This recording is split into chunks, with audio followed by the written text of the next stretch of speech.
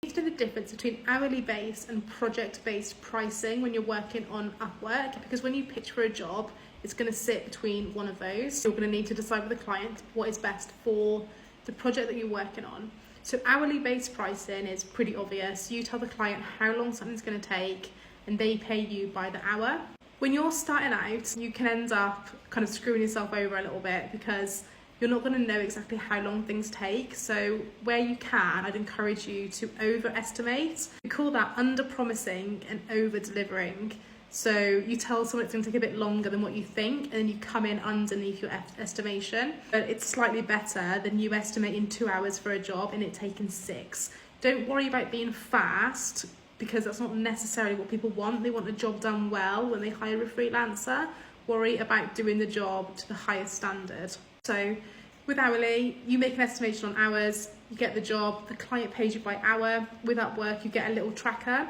When you're working hourly, you should really use this. It's a little bit invasive because it takes like a screenshot of your screen every 10 minutes. But if you were to get into a problem with the client, you would have proof that you've done the work and you're more likely to get Upwork support. But to be honest, that could go either way anyway. But I would definitely use the tracker.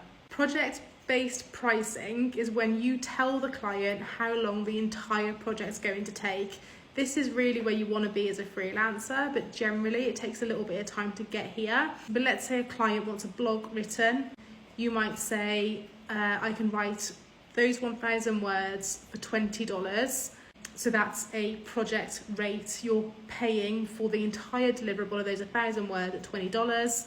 So if it takes you 6 hours or 1 hour, it doesn't really matter. The price is $20. When you've pitched the client, you don't have to know everything in that pitch. You are just putting forward a proposal. They look at it, and if it seems okay to them, they will then invite you for an interview, which is just a message. They're just going to say, hi Zoe, I liked your proposal, can we talk about ... It's really informal. It's like just like a group chat on WhatsApp or something. When you're pitching, don't expect that you need to know all the answers, but you do need to be fairly assertive with what you're about to recommend. So you need to feel comfortable with the proposal that you're sending, but you don't need to think that you're going to have all the answers. If you've got like a slightly, a job description doesn't really give you everything, you're naturally going to have to ask questions in order to provide a proper estimate, in which case you can say in your cover letter, I've responded to your proposal, however, I'd love to know ... so I can give you a more thorough or accurate estimate. That's fine. So don't worry too much about this. What you're trying to do in that first pitch is simply look appealing enough that the client will send you a message and say, hi Zoe, I'm interested.